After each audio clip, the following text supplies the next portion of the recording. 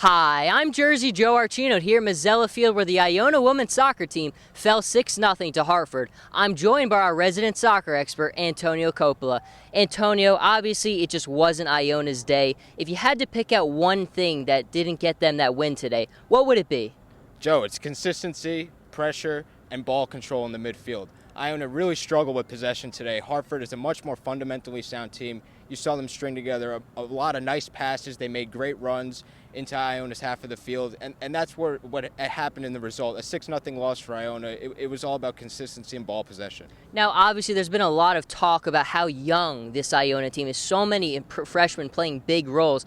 Is this one of those situations with this Iona women's soccer team where it's just going to take a lot more time because of all the youth they have on it? I think so, Joe. You're only a few games into the season still. Again, the team's very young, only 2 seniors again starting here today. And the back line, it's led by Kim Mara. She's a senior, but again, they had a lot of trouble stopping Hartford. They were pushing up into Iona's half of the field all game. And just like you said, they're a young team and they have a lot to work on. But the beauty is that they have the time to work on these things and get better for the next game on Sunday. Well, you talk about Kim Mara, and it's hard when you lose 6-0 to really sing out a player, but I think we all agree she had a phenomenal game holding down that back line. What have you seen from her so far in this season and in this one individually? Well, Joe, she's one of the biggest leaders on the team, if not the leader of the team. And it's important for her to establish a consistency with not only her back defensive line, but the entire team. Again, so many young players on this team. She has to step up and be the leader. But just like you said, she had a great game. You can tell on the field that she gives it her all every time. And unfortunately today, they just didn't get the result that they wanted.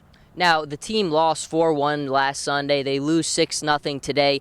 If you're coach and if you're that team, what do you have to do and prepare mentally to bounce back for a big match on Sunday?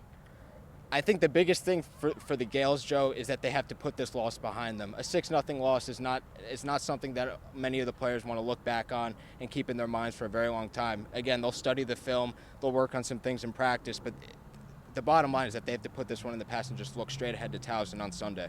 Well, you heard it from the man himself, reporting from Mazzella Field. I'm Jersey Joe Archino, here with Antonio Coppola. We'll be back next time, folks.